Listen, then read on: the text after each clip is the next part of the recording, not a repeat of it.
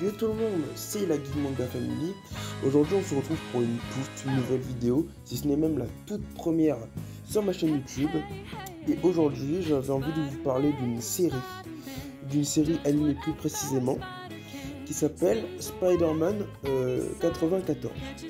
Ou alors Spider-Man The Animated Series en anglais.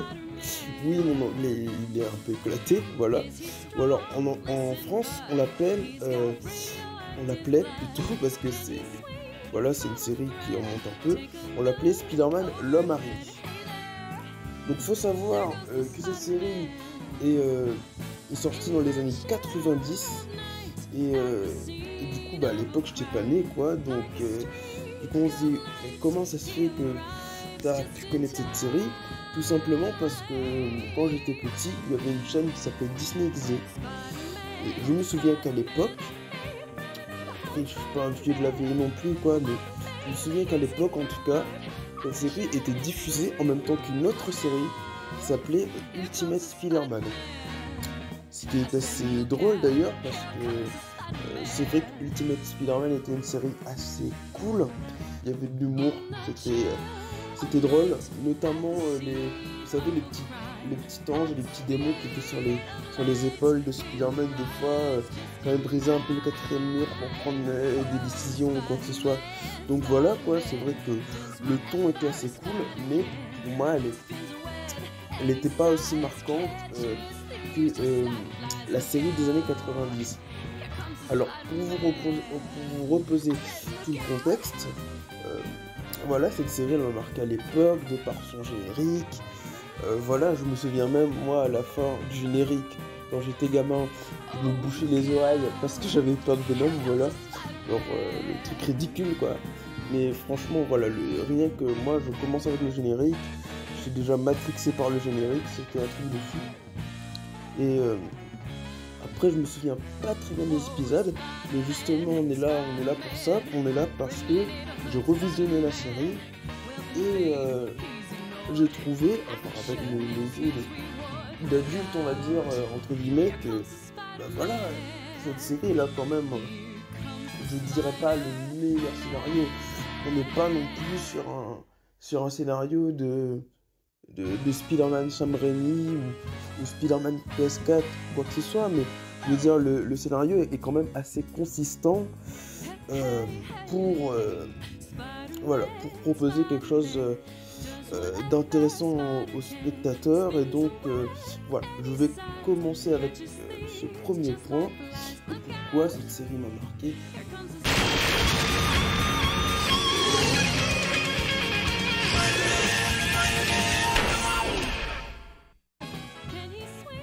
Donc je voudrais revenir sur des anecdotes de quand j'étais petit, quand je regardais cette série. Notamment, je me souviens que voilà, quand j'entrais de l'école, c'était la belle époque, quand j'entrais de l'école, souvent voilà, je me posais devant cette série avec des petits goûters, voilà, type cracotte au chocolat, crêpes au chocolat et tout. Donc franchement, c'était vraiment la bonne ambiance, hein. Franchement, c'était cool quoi. Je regardais ça avec des yeux d'enfant et puis avec la musique qui était trop classe, et même le Peter Parker avec son t-shirt vert bleu rayé dont je n'ai jamais oublié l'image, le Peter Parker un peu musclé quoi, un peu bodybuildé. Oui, alors faut revenir sur un point aussi, dans les années 90 on peut remarquer que la plupart, je dis pas tous, je dis bien la plupart des super-héros étaient un peu baraques. Donc je pense vraiment que c'était lié à cette période où vraiment tout devait être un peu baraque, voilà, tout devait être un peu stock, voilà. Et voilà, du coup, ce Peter Parker là, il m'aura vraiment marqué. Je parlerai aussi du Spider Sense.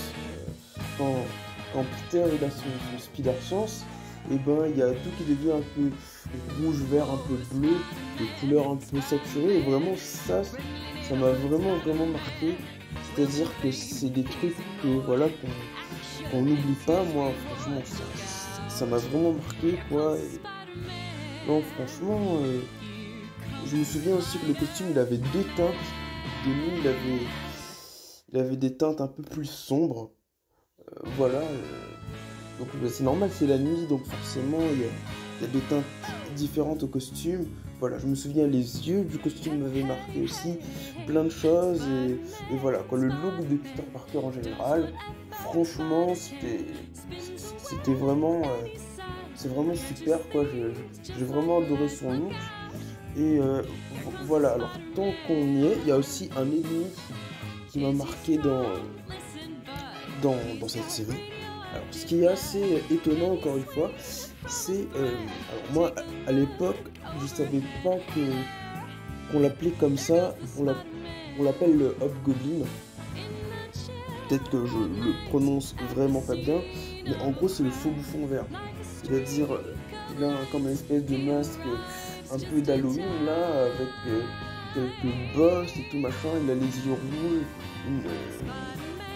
une espèce de capuche un peu orange. Franchement, voilà. Donc, moi, cet ennemi-là, il m'a vraiment marqué. C'est par son rire, mais par son teint de voix. Et même quand je regarde encore aujourd'hui, je comprends pourquoi son rire m'a marqué. Parce que, voilà, c'était vraiment exceptionnel, quoi. Alors, c'est vrai que dans l'ensemble, la série, il y a des moments quand elle est doublée en VF, c'est c'est un peu bizarre, mais faut pas non plus cracher dans la soupe, c'était quand même bien pour l'époque. Et puis finalement, on prend un peu d'indulgence, on pardonne la série. En tout cas, je reviens sur les doubleurs exceptionnels, notamment le doubleur de Peter qui je crois s'appelle Nicolas Marié de mémoire. Et il y a aussi le doubleur de Monsieur Krabs, notamment lui, je ne sais plus comment il s'appelle, donc je pense que je vous le mettrai au montage, voilà, comment il s'appelle, mais voilà quoi, du coup, et c'était un peu le tour de ces choses qui m'avaient marqué à l'époque, et pas que d'ailleurs, bon là on parle de la série, mais pas que, il y a aussi les films de Sam Raimi qui m'ont extrêmement marqué, hein, qui m'ont fait connaître Spider-Man. Mais cette série en a grandement contribué également. Donc voilà, c'était pour la petite parenthèse, des choses qui m'avaient marqué dans mon enfance. On va attaquer avec le deuxième, donc, c'est l'histoire de Peter Parker dans cette série.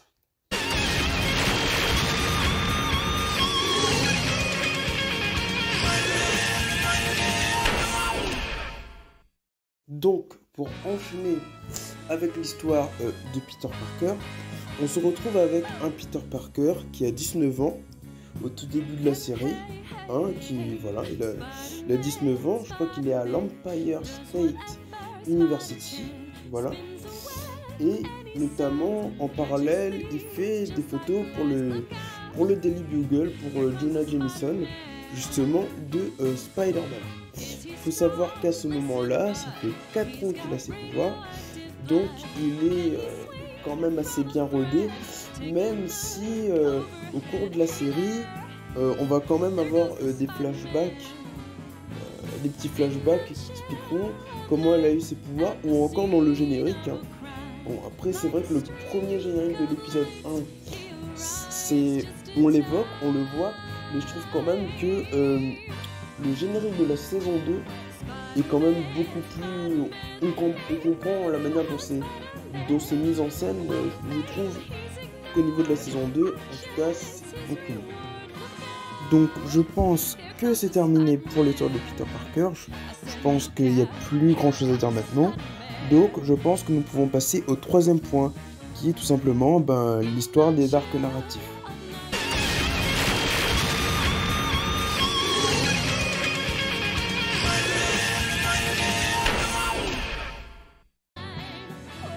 Donc, là on débute avec Dr. Connors. Le premier épisode, je crois, c'était deux personnes qui étaient dans les égouts. Et voilà, tout simplement, ils sont un peu surpris.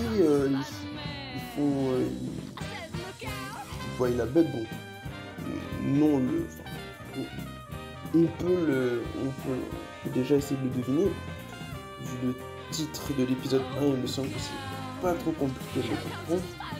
Mais voilà, donc du coup quelqu'un se fait choper, mais il y a un des deux gars qui arrive à sortir. Donc du coup voilà, il dit à l'aide, il roule sur l'autoroute, il est complètement paniqué, voilà, il va faire un accident et tout machin. Et là il y a Spider-Man qui est en scène, il fait qu'est-ce qui se passe, c'est quoi le problème et tout. Et c'est là ce témoignage, c'est ouais, il y a un gros monstre dans les égouts, Donc voilà, à partir de ce moment-là, Peter lui commence à enquêter, et puis il me semble que s'il y a moyen de gratter une photo du lézard au Daily Google, bah il va le faire, et puis en même temps voir si c'est réel. Et puis lui-même, je crois, au début, il se dit mais what the fuck, comment c'est possible le truc quoi. Bon, de toute façon on verra bien ce qu'il y a là-dessous, voilà et tout. Donc oui, au bout d'un moment il se rend compte que c'est bien réel, qu'il y a bien un lézard, mais il découvre en parallèle que justement ce lézard c'est pas un monstre lambda, ce n'est autre que je pense que vous le savez très bien, c'est le docteur Connors, Kurt Connors. Et du coup il fait ouais, alors là c'est chaud parce que le gars il a certainement fait de la merde, voilà, il a peut-être pas géré son truc quoi, il a peut-être fait des expériences à base d'ADN de lézard. Alors, il aide le docteur Kurt Connors, et du coup il reprend sa forme humaine et tout, et finalement tout est bien qui finit bien pour le docteur Connors. Peter apparemment, je crois, je me souviens plus très bien, il me semble que il a dit à Jonah Jameson qu'il n'a pas pu avoir des photos du lézard, ou en tout cas, même si je crois qu'il en avait donné une, mais Jonah Jameson lui avait dit que c'était trafiqué.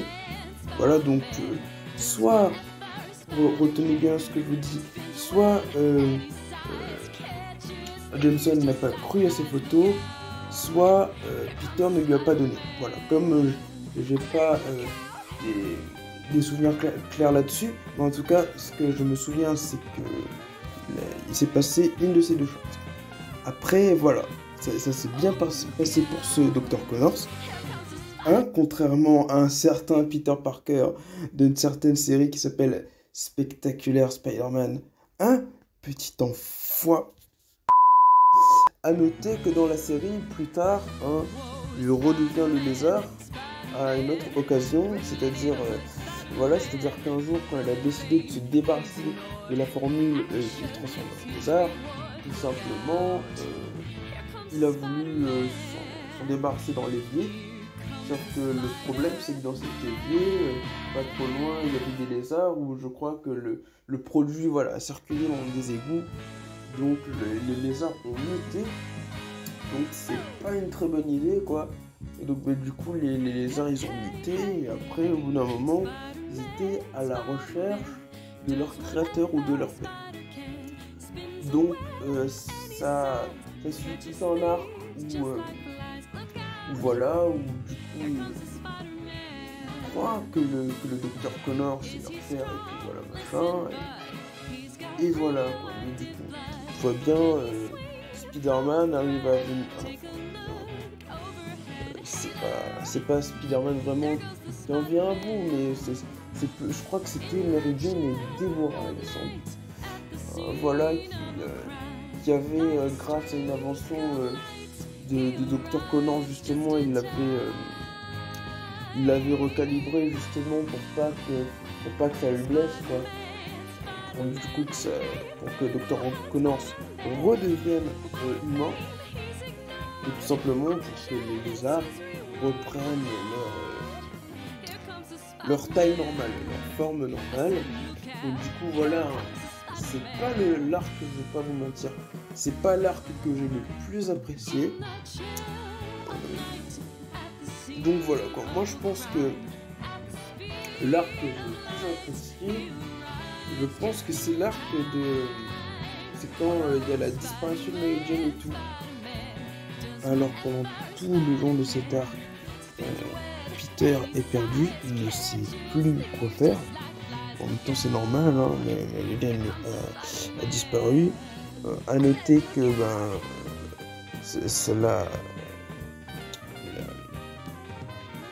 ce que le bouffon vert a fait, c'est-à-dire, voilà, comme je vous l'ai dit, il a causé la disparition de Mary Jane.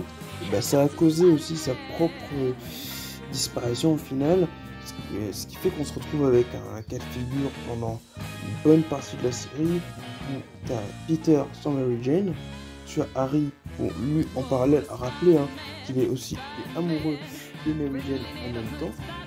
Voilà, donc forcément ça facilite pas les choses, et en plus il a perdu son père.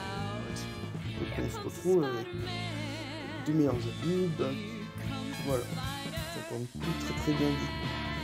Et voilà, à noter que cet arc se poursuit sur le fait qu'on nous fait comprendre que le bouffon vert n'a peut-être pas forcément disparu, parce que pendant l'appareil même partie de la série, on a Harry Osborn qui voit des reflets du bouffon vert dans n'importe quelle surface qui reflète la lumière du coup, et celui-ci lui dit écoute, suis la piste que je te donne et tout simplement je te dirai où est ton père. Sauf que le bouffon vert est très intelligent, parce que tout simplement il l'emmène à l'usine de Scorp. Voilà. Et c'est là où tout simplement il découvre tout l'attirail du bouffon vert et tout ce qui s'ensuit. Et ce qui fait qu'au bout d'un moment il arrive devant une bonbonne de gaz. Et donc du coup ce reflet lui dit vas-y, ouvre la bouteille ou sinon je te dirai pas où est ton père. Du coup ce qui fait qu'il ouvre la bouteille.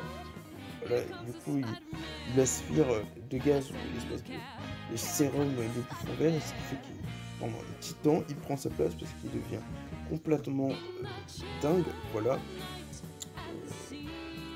Donc, on se retrouve. Donc, je résume, un Peter Parker qui a perdu Mary Jane, un Harry Osborn qui a perdu son père et qui est en plus amoureux de Mary Jane. Mary Jane a disparu. Donc voilà, il est très en colère contre Peter parce qu'en plus, pour lui, il lui a volé la femme de sa vie. En plus, il a perdu son père. Donc voilà, on se retrouve vraiment pas dans une bonne situation, quoi.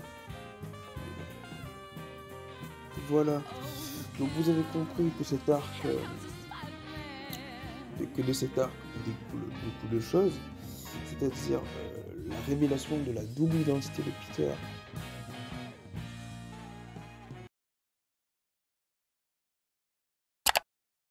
Bon, c'est le mois du montage qui vient juste pour vous dire que là je vais vous parler de Harry qui reprend la suite du bouffon, etc. Et là du coup j'enchaîne avec le projecteur, le projecteur des dimensions de trou noir du bouffon vert. C'est juste pour vous préciser comment le bouffon vert de base, celui qui a fait disparaître Mary Jane, a découvert l'identité de Peter Parker. Oui, non, mais je suis tellement bien organisé que voilà, je monte des bouts de la vidéo à l'envers. Donc voilà quoi, petite erreur de montage. Voilà, c'était juste pour préciser ça. On repasse à la vidéo. Alors comment le bouffon vert a fait? Je vais vous la donner dans le mille en fait. Le bouffon, grâce à son projecteur, parce qu'il avait, comme je vous l'avais déjà dit, il avait un projecteur lui permettant de traverser différentes dimensions, voilà, créant des petits trous noirs en fait. Et suite à ça, en fait, Peter, une fois, il s'est changé dans la rue, je crois qu'il s'était changé en Spider-Man. Non, il était en Spider-Man et il allait repasser à ses habits classiques.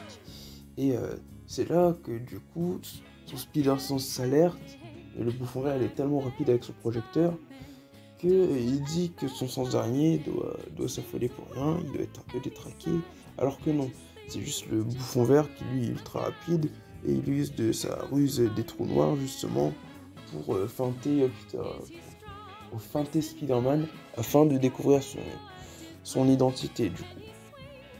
Et voilà, et comme je le disais du coup, s'en suit tout un arc où ça va impliquer la disparition de Mary Jane.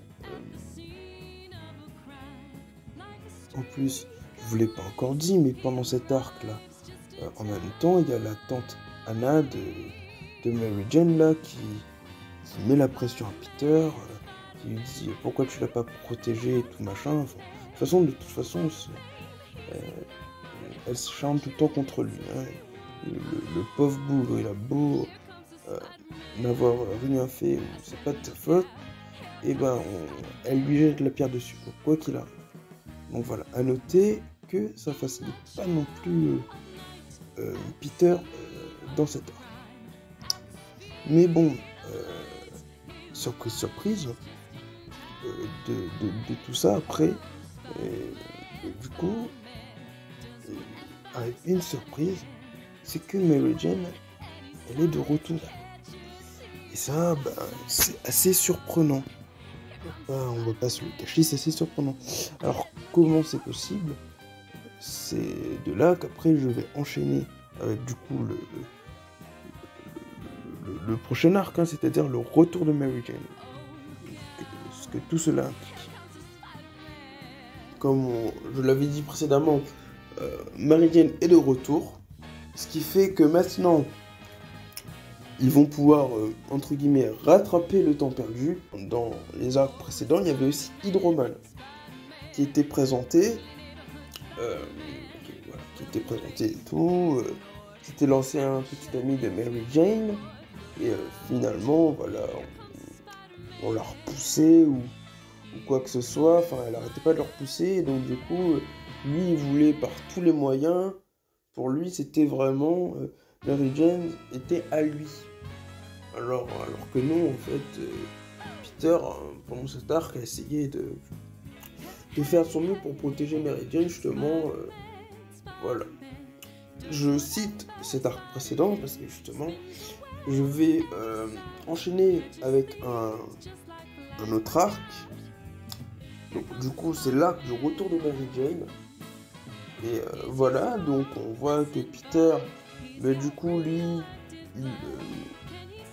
il veut en fait rattraper le temps perdu avec Mary Jane. Donc, du coup, ils vont faire une espèce de croisière et tout. Sauf que, surprise, surprise, son ancien petit ami est de retour. Donc, on fait, ouais. Voilà comment ça se fait. Voilà. J'ai encore oublié un détail, je vais vous le repréciser. Voilà. Lors du précédent arc où Hydro-Man était apparu, il faut savoir qu'il était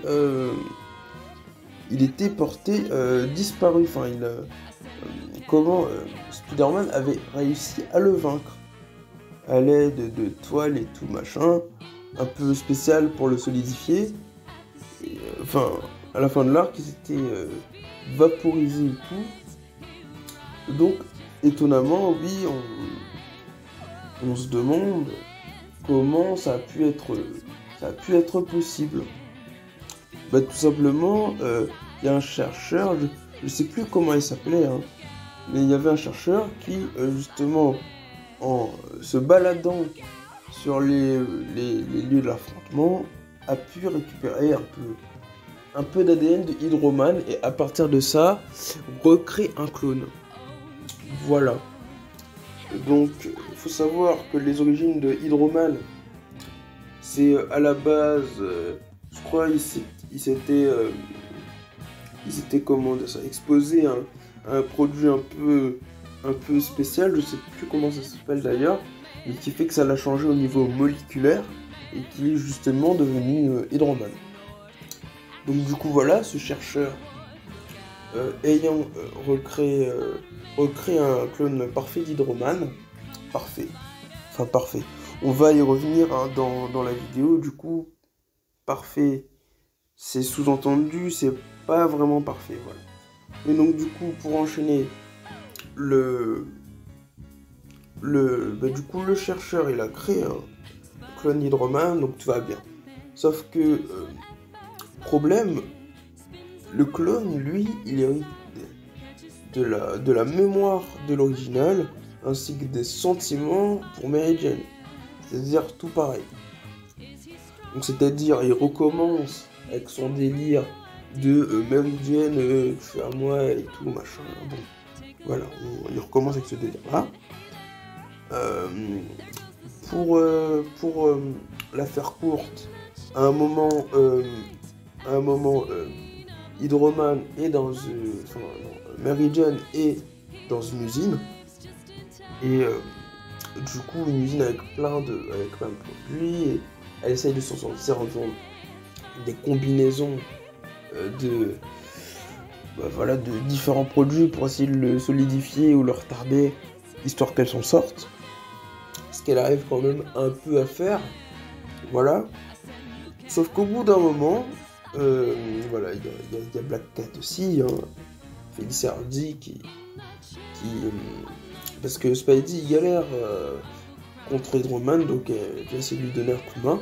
Sauf que ça donne pas vraiment des résultats. Ça donne pas forcément de bons résultats.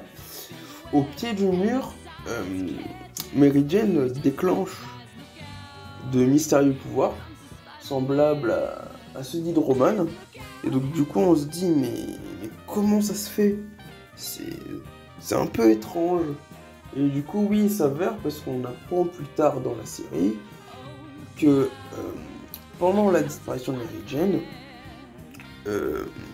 voilà, il y a le clone d'Hydro-Man qui disait mais comment ça elle a disparu? Tu vas me faire un clone tout de suite, frérot. Et donc voilà quoi. Sauf que le problème, c'est que lui il pensait que comme le clone de Mary Jane était comme lui, c'est-à-dire fait d'eau ou voilà, avec les mêmes pouvoirs, lui il pensait que c'était acquis. Sauf que souvenez-vous ce que je vous ai dit, comme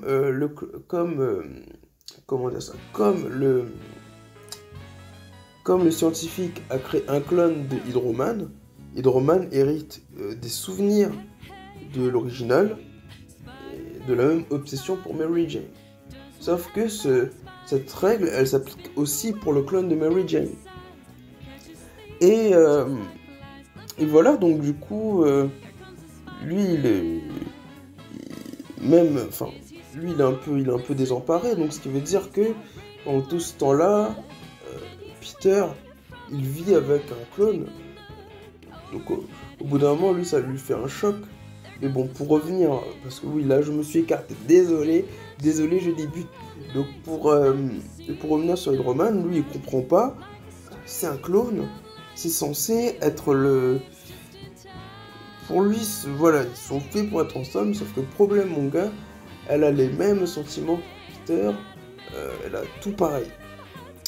Et donc du coup, voilà, donc Peter, lui, il apprend que Mary Jane est un clone. Donc forcément, il est un peu bouleversé. Suite à quoi, le professeur lui apprend que voilà, bon, Mary Jane c'est un clone, mais qui se demeure instable. Voilà, il a réussi à recréer un clone, disons, parfait.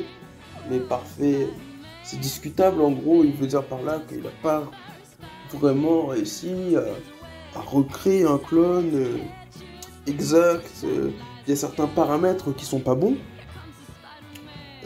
Donc voilà, il explique qu'au bout d'un moment, les clones vont disparaître, vont se dissoudre. Voilà, ils vont se dissoudre. Et donc, t'as Hydro-Man qui est un peu en colère. Il dit mais si t'étais pas sûr, fallait pas le faire en fait. Si t'étais pas sûr, vraiment fallait pas le faire. Et donc du coup, voilà, ça se vénère un peu. Voilà. Donc du coup, le gars il disparaît au bout de quelques temps. Ça n'a même pas pris trop de temps.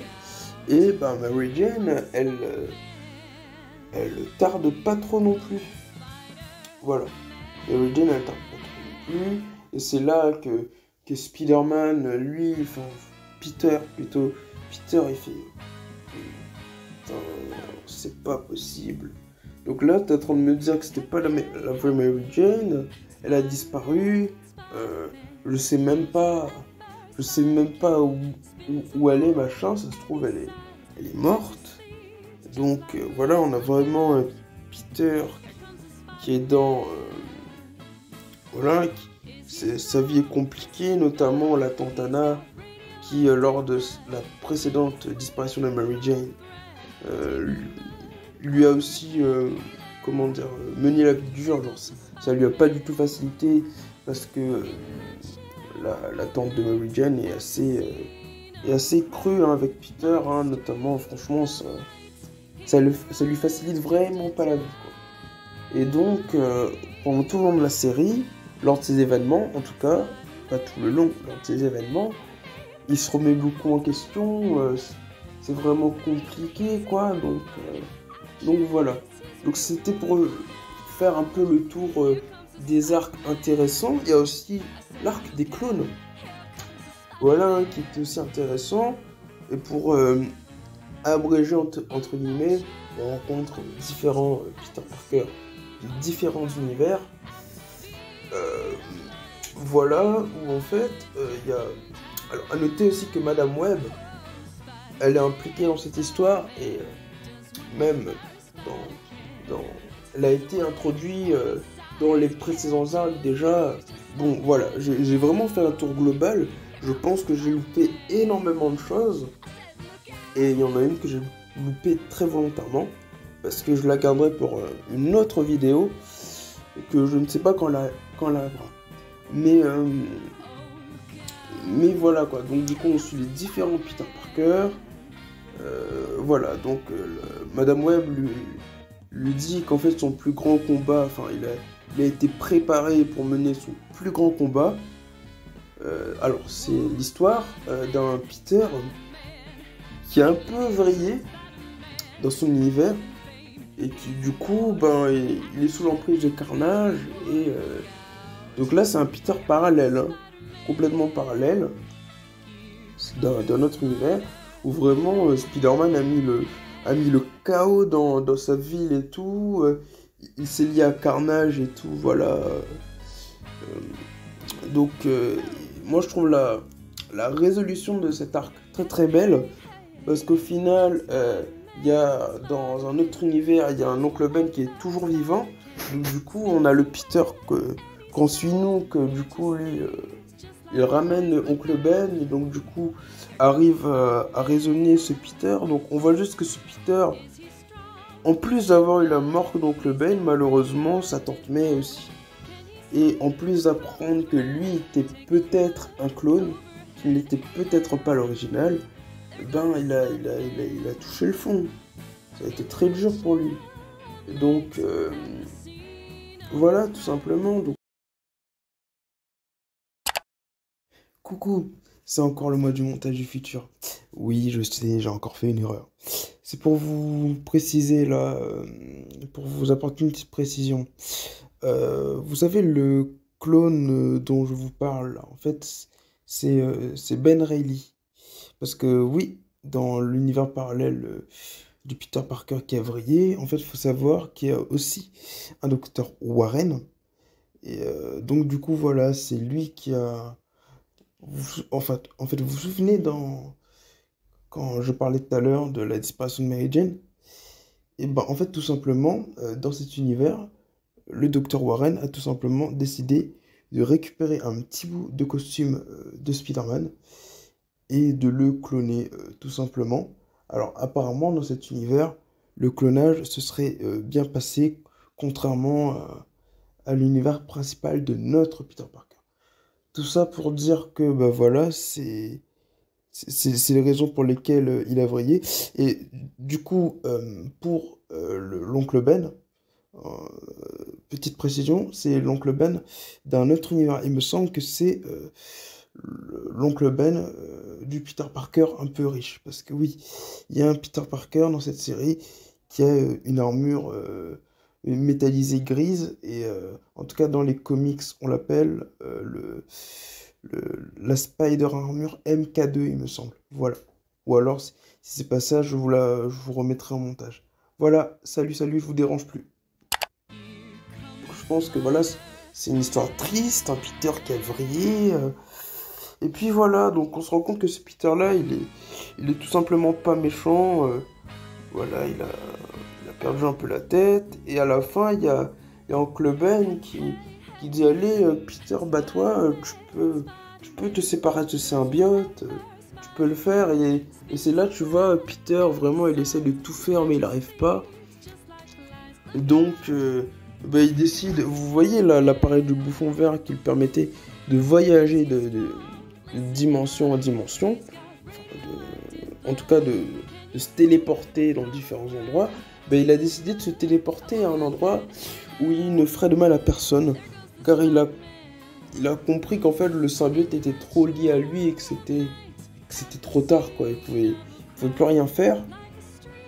Et voilà, donc on termine cette série en gros sur un clin d'œil à Stan Lee, voilà, où du coup il y a un Peter, lui, qui dans cette réalité, qui est comédien, sauf que le Spider-Man que nous on suit, le Spider-Man principal, va se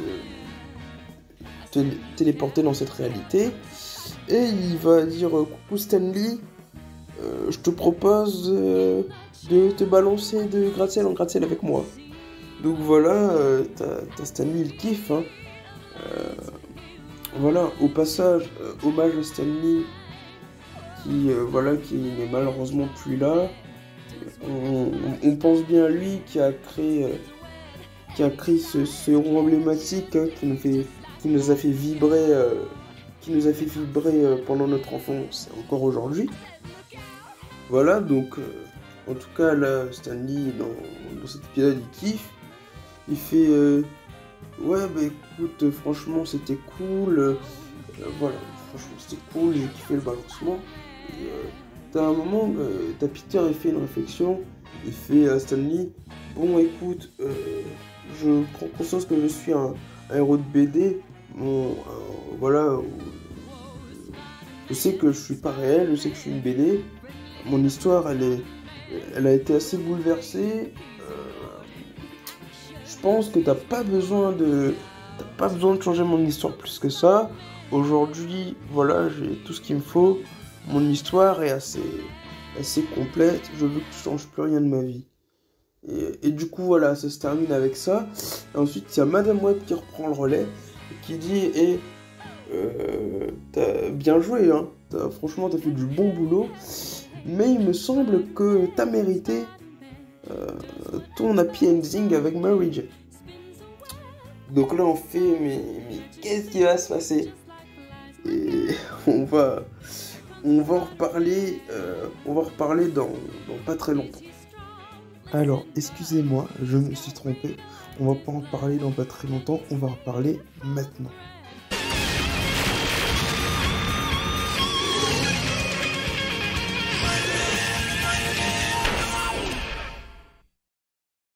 Alors, pour terminer avec ce dernier point,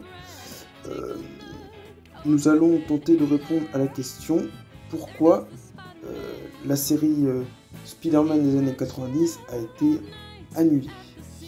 Alors, j'ai devant moi un screenshot d'un article Wikipédia qui nous explique pourquoi cette série a été annulée.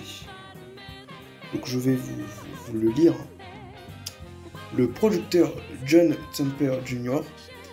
a précisé sur sa page Facebook que l'annulation de la série n'était pas due à des désaccords entre producteurs exécutifs Avi Arad et directrice du réseau Margaret Lois, mais plutôt à des problèmes de financement.